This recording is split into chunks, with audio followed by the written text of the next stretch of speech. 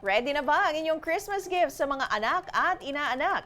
Para sa abot-kayang regalo, laruan pa rin ang panalo. At may kalakip na datos ukol dyan si Newswatch Plus Business News anchor Lois Calderon. Lois, ano ang ating weekly digit?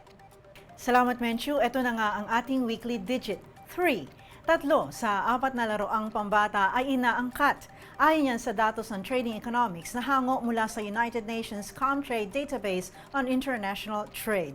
35 billion pesos o $599 million ang imported toys noong 2024. Kumpara yan sa 9 billion pesos or $166 million na binibenta ng Pilipinas sa mga karatig bansa.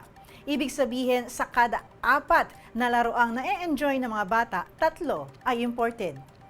Sir Lois, ibig bang sabihin, mas madami pa din ang imported na laruan kahit bumili tayo mula sa Divisoria o kaya mga online local store?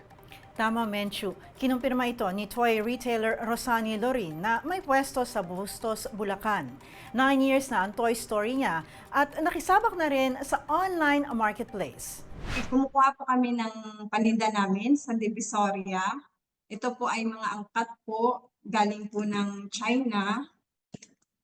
Kasi mas mura po kapag galing po ng ibang bansa. Pag lokal po kasi mas mahal po, hindi po mabebenta ng mababang halaga. Nabebenta po siya ng less 100 pesos, 50 pesos po isa. Suportado yan ng datos mula sa World Bank sa tulong ng Philippine Statistics Authority. Hindi na po kaila na China ang #1 source ng imported toys dahil bukod sa kapitbahay lang ng Pilipinas, abot kaya pa ng mga consumer. Sumunod ang mga laruang galing Japan, Vietnam, Hong Kong at United Kingdom. Stateside ang mabenta noong unang panahon pero pang-anim na lamang ngayon ang made in the USA.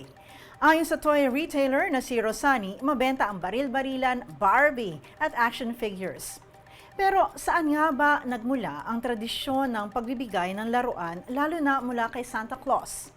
Ang orihinal na Santa ay isang 4th century Christian bishop na si Saint Nicholas. Ang kanyang Dutch name na Sinterklaas ay naging Santa Claus sa Ingles. Kilala siya noon na sikretong namimigay ng mga regalo sa mga mahihirap. At sa pop culture, binihisan siya na Father Christmas, a plump, bearded man in a red suit with his jolly elves in a sleigh with reindeers. At yan ang ating weekly digit ngayong linggo. Pwede pa po humabol sa shopping para sa aginaldo. Balik sa'yo, Menchu. Maraming salamat, Business News anchor Lois Calderon.